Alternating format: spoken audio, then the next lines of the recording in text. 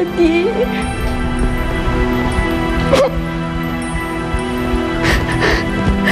Lola, Lola, patawarin niyo po ako.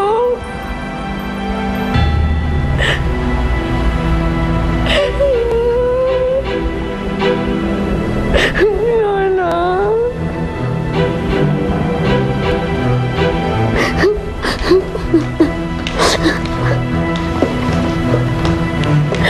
Anong nangyayari? Tita? Art?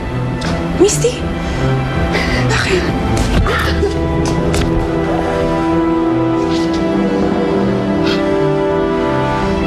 Tita, para saan yun? Don't act as if you don't know anything. Ano ba yun? Alam nyo na ang totoo na si Misty ang pumatay sa apo ko.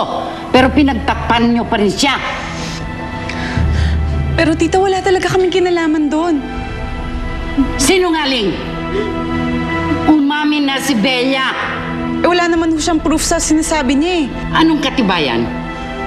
Umamin na din mismo si Misty.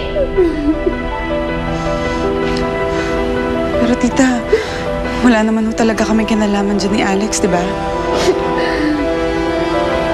Wala ba talaga kayong konsensya kayong dalawa? Sinitan na walang kasalanan. Pinagpintang ko. Dahil sa mga kasinungalingan ninyong dalawa. Masawa ko.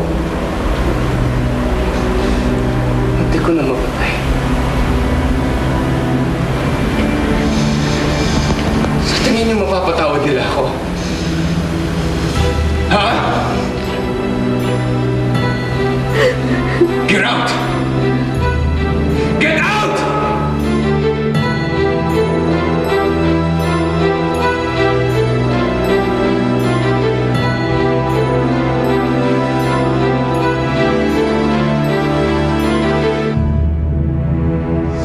Miss Camilla, bakit po pala nandito si Misty? Umamin na siya, Nita.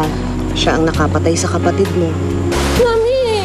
Kinalimutan mo na ba ako, ha? Kinalimutan mo na ako dahil sa Natang yan! Nita! Kasalanan mo to! Kasalanan mo to! Where do we go from here, Ma? Ang dami natin kailangang hinga ng tawad. But I don't know where to begin. At hindi ko alam kung ano sasabihin ko sa kanila.